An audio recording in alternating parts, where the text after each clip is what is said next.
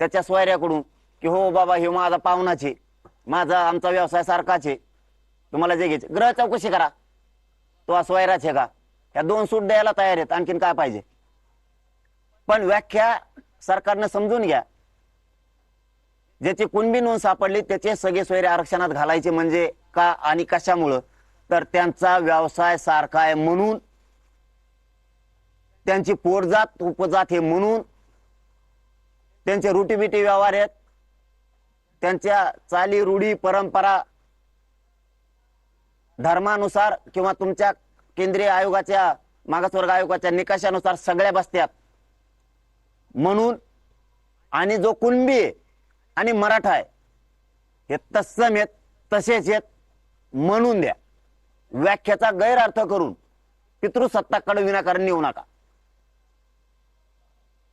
जसे त्यांचे सगळे सोयरे पोटजाती उपजाती घेतल्या म्हणून आमचेही घ्या. आपले 5वं मागणं त्यांनी सांगितलं होतं सर सकट तुमचे गुन्हे मागे घेतो, कारण हल्ला आमच्यावर झाला याच ठिकाणी. त्या ठिकाणी माझे महंत गुरुवर्य सगळे मंडळी संत महंत बसलेत, याच ठिकाणावरती रक्ताच्या थारुळ्यात माझ्या मायमावल्या पडल्या होत्या. हीच ती जागा आहे. या जागेवरती रक्ताच्या थारुळ्यात आमच्या आई बहिणी समाजाच्या पडल्या होत्या. त्यावेळेस त्यांनी आमच्यावरच केस झाल्या 307 सारख्या, आमच्यावर, आम्ही मार खाऊन.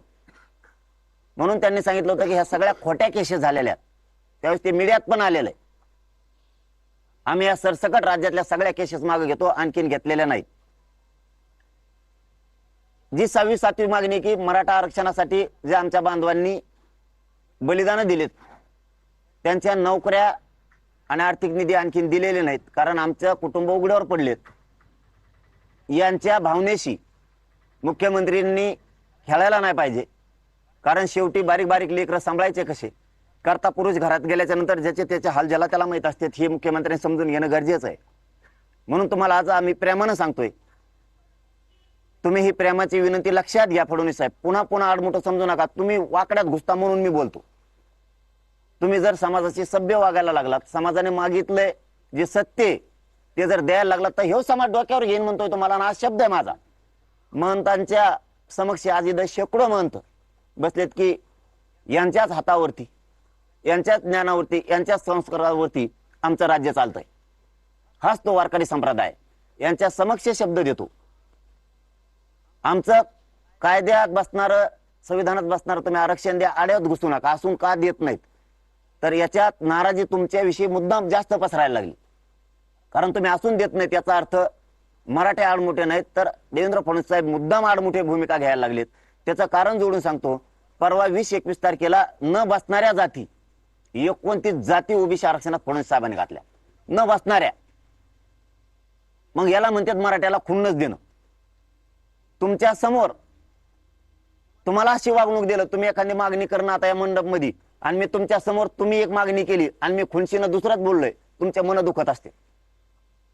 मागणी आमची, रात्रंदिवस जीव जाळतोय समाज, करोडो समाज रस्त्यावर, आणि तुम्ही 29 जाती आरक्षणात घालता आणि मराठ्याला देत नाही. याचा अर्थ होतो हे खुन्नस मी नाही देत मराठ्याला. तुमच्या नाकावर टिचून मी 29 जाती आरक्षणात घातल्या, नाही देत मराठ्याला, याचा अर्थ हे होतोय. आणि मग ही भूमिका आता मान्य नाही. आजचे दिवसच तुम्हाला प्रेमानं विनंती करून सांगतो, आणखीन आज आणि उद्याचा दिवस तुमच्या हातात आहे. आम्हाला मुंबईला यायचं नाही. आम्हाला काय करायचं मुंबईला आरक्षणाची अंमलबजावणी केल्यावर? आम्हाला काय काय गरज काय पडली मुंबईला जायची? गरज नाही आम्हाला.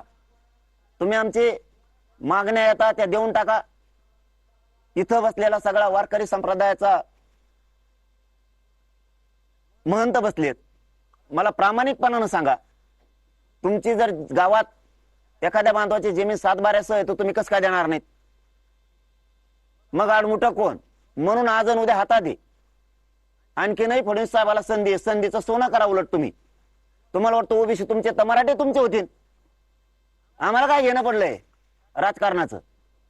पण तुम्ही नाही दिलं तर तुम्हाला शेवटचं सांगतो, मी सरकार सुद्धा उंचून टाकू शकतो. तुम्हाला वाटण काय काय नाही. मी माझ्या समाजाच्या लेकराचं रडणं बघितलंय, वेदना बघितल्यात, माझ्या जातीचे हाल मी बघितले. मी सोडित नसतो. मग मी जर एकदा